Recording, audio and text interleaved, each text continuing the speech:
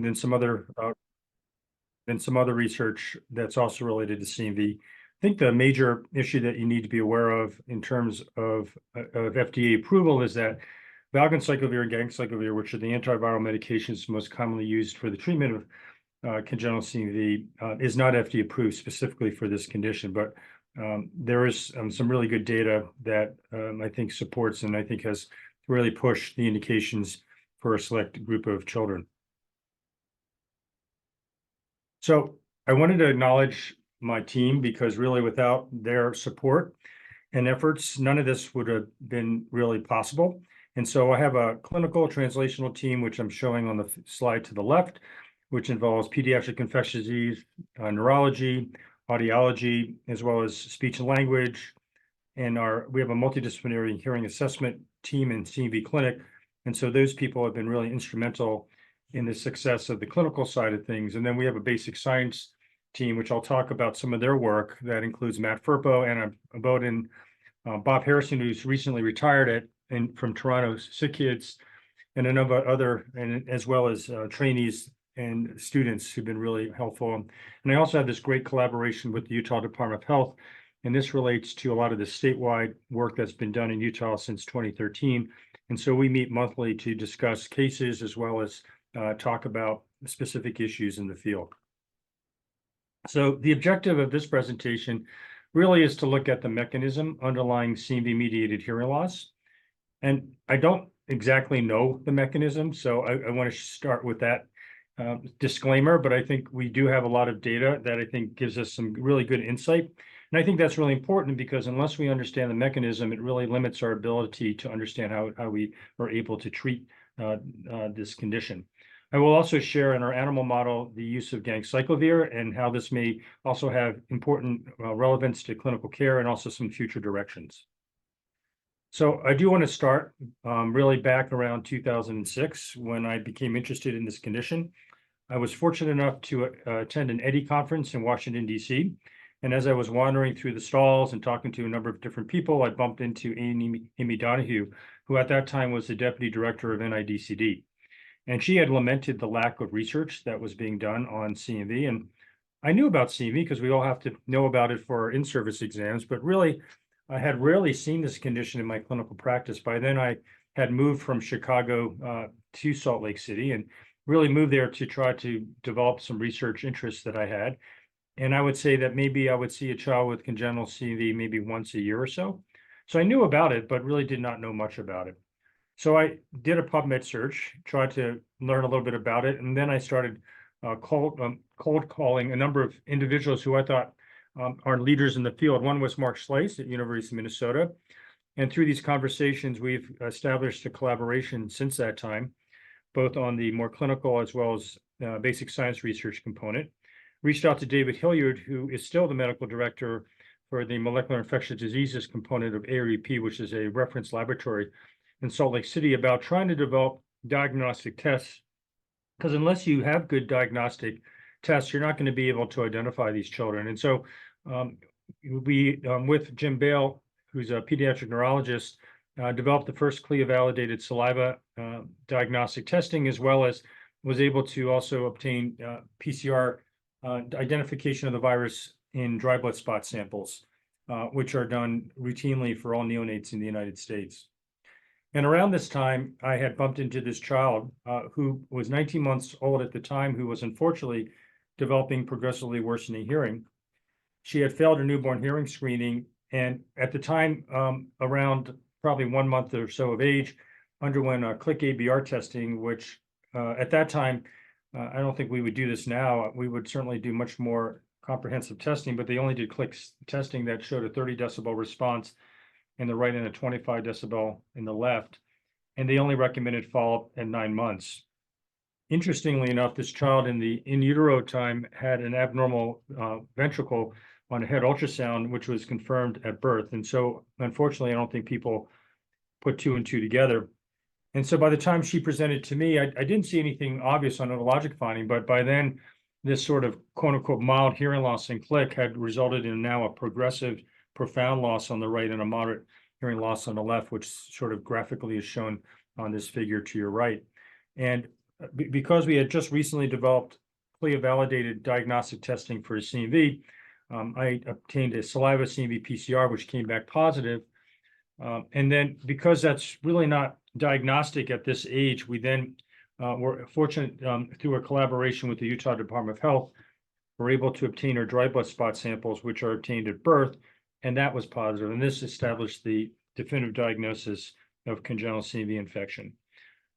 At this time, this is now around 2012, we treated her with some antivirals, really not much literature or evidence, but we were trying to prevent further progressive loss, especially in that left ear.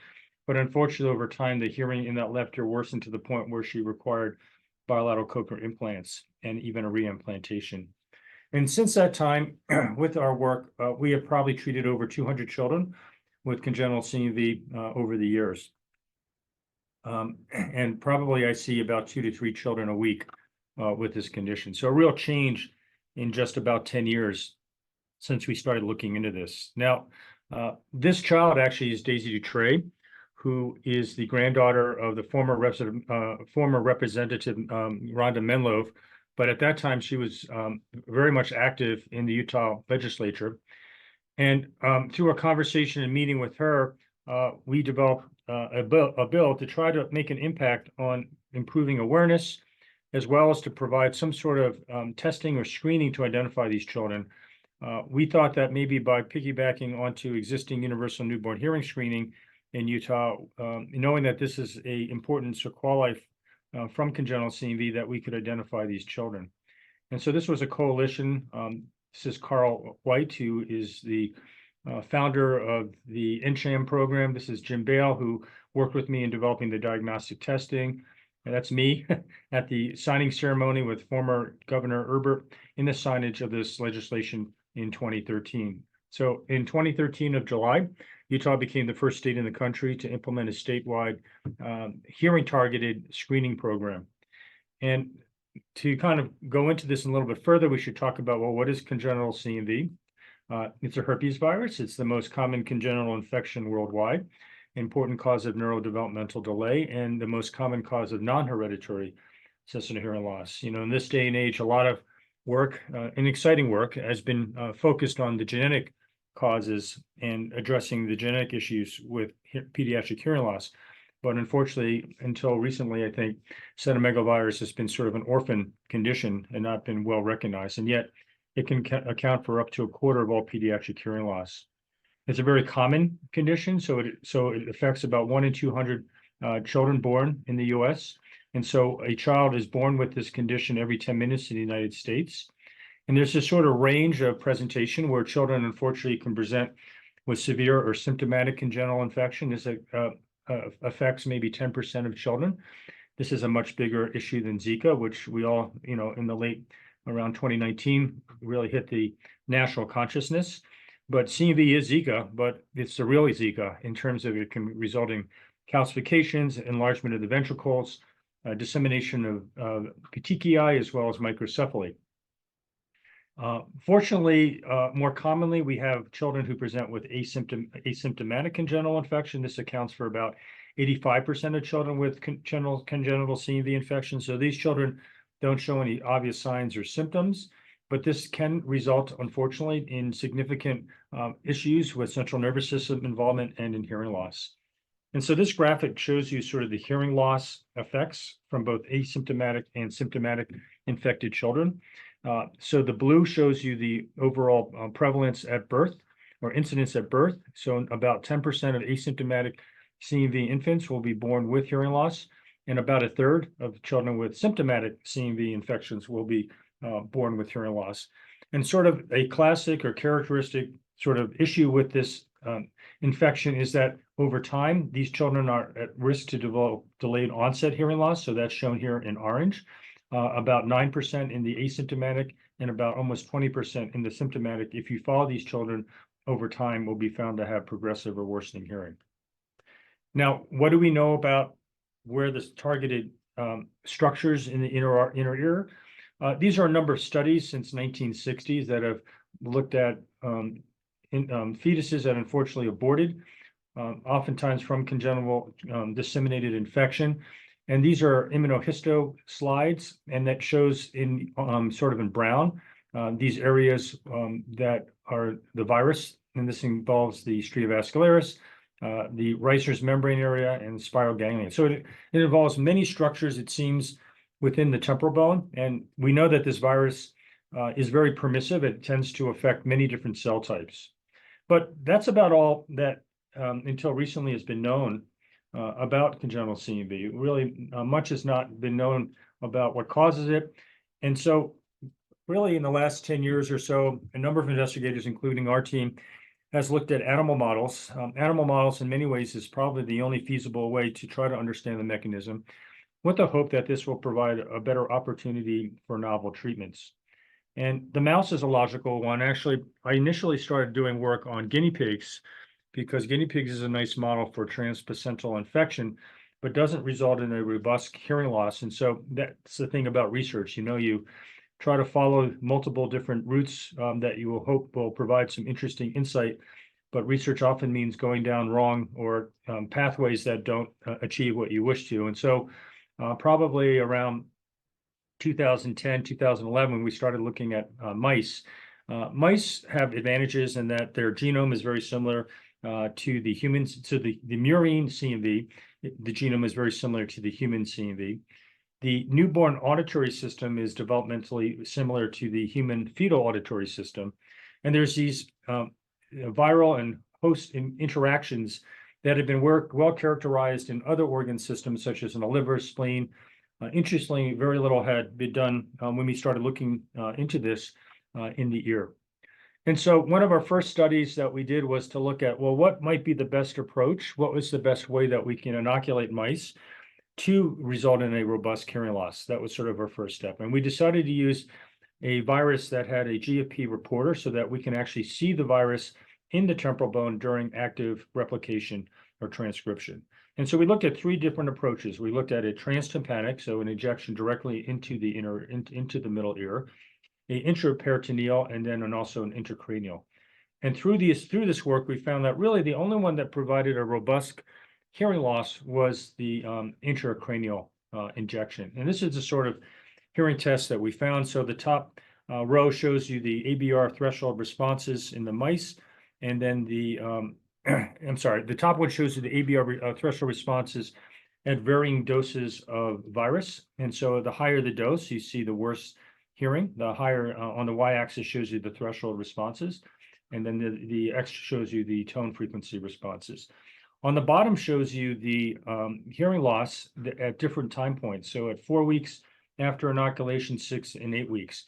And what you can see here is that over time, there's evidence of progressive or worsening hearing, which, as I mentioned to you earlier, is sort of a very characteristic aspect of children with congenital CMV infection. And this is nicely shown by a paper by Tatiana Lanzieri, published in 2018. And these showed sort of the different types of congenital CMV. The purple shows you the symptomatic or more severe. That shows this sort of progressive or worsening hearing over time. But really, you tend to see this pretty much in all the ones with congenital CMV infection, and maybe minimal in those who are born with normal hearing. We also then looked at inoculation at different time points. So we inoculated at 3 days of life, 8 days, 14 days of life. And what this graph is to show you is that those that showed the worst hearing were those at P3. And really, you did see some loss at P8, but as the mouse was older, you tended to see minimal to no hearing loss. And this follows the human characteristic of congenital CMV, in that it's really an in utero infection. So that, and in this study by Kumar, they show that the significant number of children who had congenital or in utero infection developed hearing loss, but none of the children who acquired the infection after birth developed hearing loss. And then we wanted to then use this model to see, where are the targeted cells? I had shown you in an earlier slide some immunohisto slides of aborted fetuses. Do we see something similar in the mouse model? And one of the questions was, could the outer hair cells be affected? And that would be a logical targeted region, because this is a cell that has very active metabolic needs, very sensitive in many respects to insult. It's a major target for ototoxicity. noise-induced and age-related hearing loss. And in our slides here, where we did distortion product odor condition testing, as shown in the right column, you can see evidence of hearing loss. And so this would suggest that maybe outer hair cells could be involved, since this is sort of the phenotype that we see with distortion product otoacoustic emissions, which will target outer hair cell function. And so to look at that, we did some scanning electron microscopy, and this shows you in our CMV GP infected both at the apex, mid, and basal portions of the cochlea, large areas of loss of outer hair cells. We saw this both in scanning as well as in cochleograms. We also wanted to look at targeted areas. So as I showed you in the fetuses, you would see that in the stria vascularis. You would see this in the spiral ganglia, Reisner's membrane. In the mouse, you would see this light up. This green is the GFP fluorescence during active viral replication. And so you're seeing this in the borders of the scala tympani. You're also seeing this in the spiral ganglia. This is sort of a zoomed in portion in the mid panels, where you see on the left is the, on the top is the controls, and then you're seeing different areas. On the left columns show the GFP around the scala tympani, if you can see my pointer. Here's spiral ganglion with an area of fluorescence, and then one area in the stria vascularis. And these are cast-based to look at areas of apoptosis. And so these areas of replication also correspond in colocalization to cells that are also undergoing apoptosis. So in summary, it seems like using an intracranial inoculation of the virus in these BALB/C mice does, in many respects, recapitulates the human condition. It results in a progressive hearing loss. It's very much age dependent.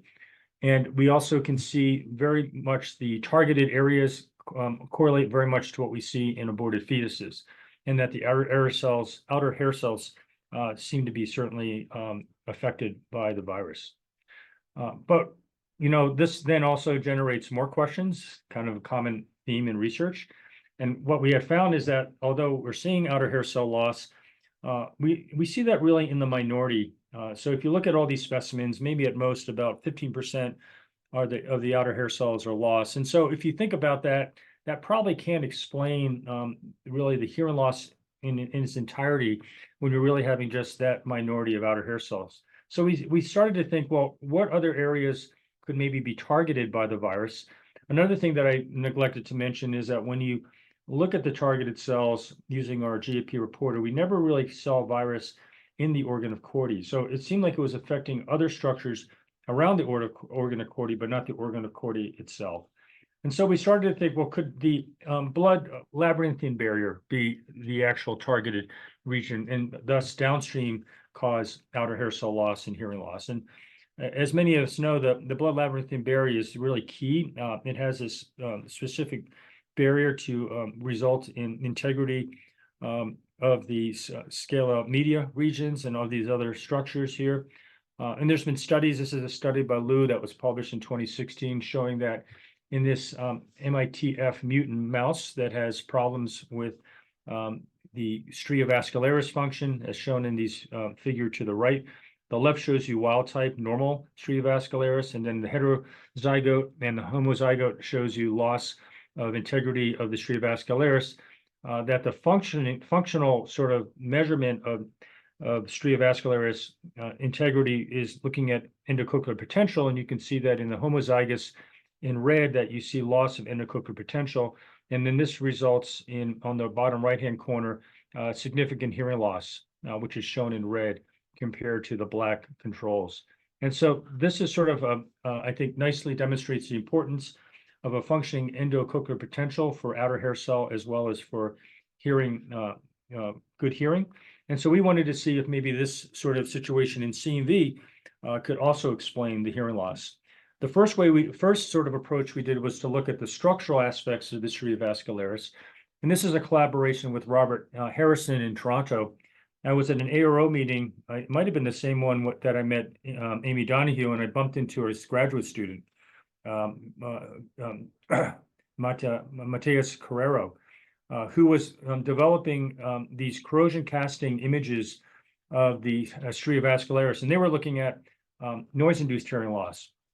And I told Mattia, you need to look at CMV. And so I was able to convince him to come to Salt Lake City, and we worked together where I inoculated some mice like I had shown you before, and then he performed corrosion casting imaging of the cochlea. And what's shown on the right is the CMV infected cochlea, and you can see a huge change in the beautiful architecture of the stria vascularis vasculature. So that's the spiral ligaments and the stria vascularis. So here shows you, I'm going to go back to spiral ligaments, which are more in a vertical orientation, and then the more horizontal is the stria vascularis vasculature. And then you superimpose them. This is what on the right hand would be a normal sort of architecture. And you can see on the left in the controls, you see sort of that thing. You see sort of the vertical portions of the spiral ligaments, and then you also see the sort of horizontal aspects of the stria vascularis. But then when you go to the right, especially in the mid and apical sections of the cochlea, it's just gone. It's like a bomb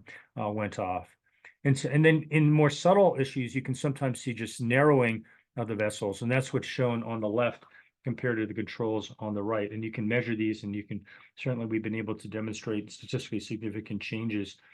So it seems like the virus has a significant impacts on the vasculature, and this is sort of a common theme of this virus in other structures, like in the liver, spleen. So it wasn't surprising that we would see this. And then we wanted to look then, okay, we can see that there's structural changes, and how does that sort of impact on the function of the blood labyrinthine barrier? And that's where we then performed endocochlear potential studies. And this, I asked Bob Harrison to come to Salt Lake City, and we worked together, and he then was able to perform endocochlear potential studies on our mice. And these are sort of normal responses here on the bottom left-hand corner. And this is our data that was published in Hearing Research just a year or two ago. Where on the left shows you the control mice. So these are uninfected controls. And then on the right in this figure B shows you the decrement or reduction in endocochlear potential responses in our 22 mice that were, or 22 ears that were infected by the virus. And graphically in C shows you sort of the plots and the statistical significance. So it certainly showed or demonstrated a reduction in the endocochlear potential that correlates to the structural findings we saw in the corrosion casting. We did some correlation studies too, correlating to ABR thresholds, and found that there was also a correlation with the endocochlear potential measurements to the multiple frequencies that you would measure for hearing in the mice. So in summary, it seems that the murine CMV causes a disruption in the stria vascularis network, both structurally as well as functionally, and that you can see through a reduction in the endocochlear potential. And we feel that in many respects, this drives the hearing loss, and this results downstream in outer hair cell loss too. And so this is sort of a graphic just to show you that initially the virus sort of affects the vasculature that's surrounding the lateral portion of the cochlea. We also see it bordering the scala media. And then this results in loss of function of the endocochlear potential, and then downstream effects on the outer hair cells. So I'm going to sort of switch gears and maybe talk a little bit more about the clinical relevance of this model and how we've been using this for treatment of some of our patients. Ganciclovir, as I mentioned before, is commonly used for the treatment, especially for severe congenital CMV infection. We've now gone more toward the oral form of ganciclovir, valganciclovir, but they work in a similar fashion where it blocks viral DNA replication. It's not, again, FDA approved for the treatment, but is commonly used especially for children with severe infection. And this is based on a lot of work from Deborah Kimberlin's Kasky group that showed in 2 randomized double-blinded clinical trials in children with severe congenital CMV infection that we can improve their neurocognitive outcomes. And that also includes hearing loss, at least up to 2 years after treatment. And so we thought, well, why don't we use this model that does replicate in many respects congenital human CMV infections and see if maybe administration of ganciclovir results in better hearing outcomes. And so again, we inoculated them through an intracerebral injection, again using our GFP reporter, and then we administered through an IP administration ganciclovir twice a day for 14 days. And then we looked at hearing at about 4 and 6 weeks, and then we compared that to controls. And this is work that Travis Haller, who's currently a resident at the Mayo pursuing a head and neck fellowship, did a lot of this work when he was with me as a medical student at the University of Utah. And this just shows you the PCR measurements showing that with administration of ganciclovir, I think this was about 10 days into treatment, that you see a reduction in viral titers, which makes sense, and that's gratifying to see this in our model. Then we looked at hearing measurements, and so these three graphs show you sort of a sequential hearing response at 4, 6, and 8 weeks. The blue shows you just the CMV infected mice, and not surprisingly, you see that they show evidence of hearing loss that progress and gets worse over time. The red shows you just the mice that were administered ganciclovir IP, but not infected, and so not surprisingly, you don't see much hearing loss, maybe a little bit of progressive loss with age. And then I think the major finding is shown in green, where we have the CMV infected, treated with ganciclovir, and you can see that at least at 4 weeks, their hearing is almost to the level of the controls, certainly much better than those that were not treated, which is in blue. And yet you do see some loss, especially in the higher frequencies as you follow these mice over the next few weeks. And then we also looked at outer hair cell integrity. So we did some scanning electron microscopy. Sorry, I'm going to go back. And what you can see here is that outer hair cell loss was less in the treated mice, and that's shown in the figure all the way to the right. Not perfect, it's not to the level of the controls, but certainly better than those that were not treated, which is the third column. Since that time, we've also tried to look at different strategies because, this certainly is a nice sort of approach where now we can look at, maybe if we were to extend the duration. So in the standard window, we did 14 days. So one question was, what would happen if maybe we treated for a longer duration? And that sort of parallels some of David Kimberlin's work, where he showed that a 6-month course of valganciclovir seemed to provide better hearing outcomes than 6 weeks. And then we also was interested in looking at delayed administration, and that comes up clinically for many of us and these kids who result in delayed onset hearing loss, where they are, they seem to have normal hearing at birth, but then maybe at 3 or 4 years of age, they start losing their hearing. And the question is, how do you treat these children? What is the mechanism behind this hearing loss? And so this is some of the data that was published recently, where we looked at, this is the set of studies looking at prolonged treatment. So instead of doing a 14-day, we went to about a 30-day treatment. And what we really found, unfortunately, that it was that, and that's shown in the purple, that we did not see really much of an improvement of the hearing compared to the standard treatment. So this did not, at least in this particular animal model, we did not see a real response there. Then we looked at delayed treatment, and that's shown in these graphs here. And essentially, we did see some improvement in the hearing, especially in ABR, not so much in distortion product otoacoustic emission responses, but we did see it in the ABR. And that's shown in the purple here. So the purple compared to the yellow showed that if you were to administer the antiviral at a later time, it seemed like it did provide some improvement. And then we've also looked at combination therapy. Ganciclovir and valganciclovir are great medications, but they have some real significant side effect issues. They can cause neutropenia. It's been shown, at least in dogs, that it can result in cancer, though fortunately we've not seen this in children. But it's certainly something that requires significant counseling of families. And it seems like it's a dose-dependent response. And we certainly see this in the neonates, where sometimes we have to stop drug, we have to reduce dosages, it requires multiple neutrophil measurements, and so it's clinically a very relevant challenge. So one question we asked was, what would happen if we maybe administered ganciclovir with another agent? And we looked at something called quercetin, which has antioxidant properties and potential antiviral effects, with the thought that maybe by combining the two, we could reduce the dose of the ganciclovir, thus reduce some of the adverse effects, yet still achieve efficacious outcomes. And again, we wanted to look at this in our mouse model. And so here, looking at some PCR responses, you can see that you're seeing some elevation of viral titers with single agent treatment and controls. The P188 is a carrier for the quercetin, so this is really supposed to have no real antiviral, so that was our control. Yet if you administer the two medications together, you can see quite a reduction in viral titers. And then we also wanted to look at our hearing results. And so I know this is somewhat a complex graph, and I apologize for that. But I think the take-home message is that if you administer the two medications together, So that would be the ganciclovir and the quercetin, which is shown in black.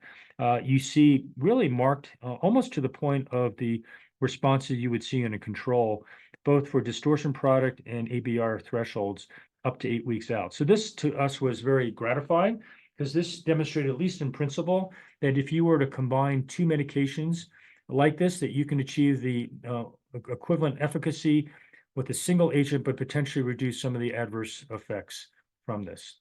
So in summary, this mouse model, I think, provides a nice way to look at therapy.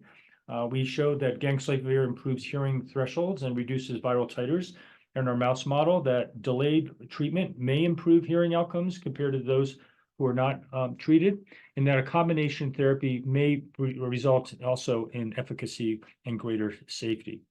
So what is sort of the clinical relevance of this? And so this is a case, unfortunately, I'm seeing this more and more commonly in my practice because I'm seeing more children with congenital CMV infections.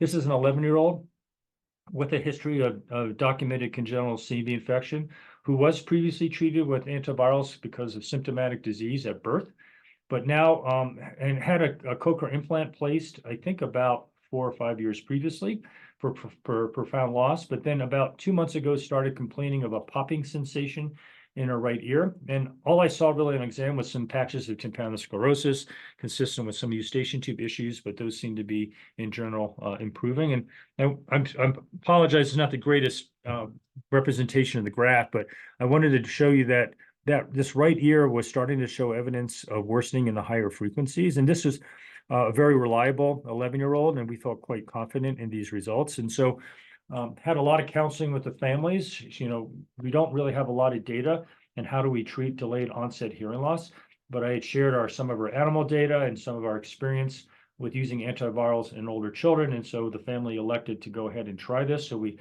put this child on a 6-week course of valganciclovir. And then at the end of the 6-week period, we got this audiogram here. So she had a 15 decibel, which isn't horrific, but this is worse than her baseline. We did the 6-week course, and then we got her down to 5. And we've been able, I've now followed her now for about 6 months, and she's consistently has stable hearing in this high frequency. And I've done this probably in about 3 other children. So in conclusion, the mouse IC model, I think in many respects, implicates the stria vascularis as sort of the major target, resulting in outer hair cell and hearing loss. The delayed ganciclovir may improve hearing thresholds compared to untreated infected controls, at least in our mouse model, and may be a potential rationale for treatment for late onset cessative hearing loss. The new R01 that we got is actually going to look at trying to really look into what the mechanism of progressive hearing loss. Our thought is that the host immune response in many respects, specifically resident tissue macrophages, may be an important mediator to this. And so that's something that we're looking into, and hopefully we'll be able to share some of that in the upcoming years. And so this sort of model, I think, has many important implications for clinical management for congenital CMV infection. And that's it.